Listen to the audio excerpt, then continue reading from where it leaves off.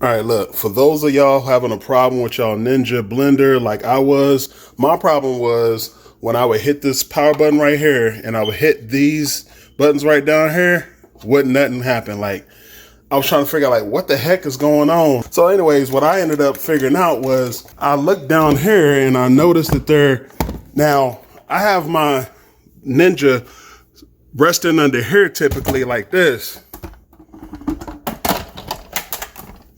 So, and somehow the light right here was caused this top to melt. If you notice, see right here is melted. So what I had to do is I had to actually take this heat gun. Now, if you ain't got no heat gun, you can take like a hair dryer or an extended lighter or something. And I melted it to where I could press this push pin back in position with simply by taking a butter knife, and I pressed it back in position and I made sure it was straight. Got to make sure it's straight so that way it can push this little button back into position. So once I was able to get that top back on, I was able to hit the power button and it would work just like it's supposed to. Y'all be sure to go ahead and jump over to our other channel, That Christian Fam, is with myself, my wife, and our 3 kids.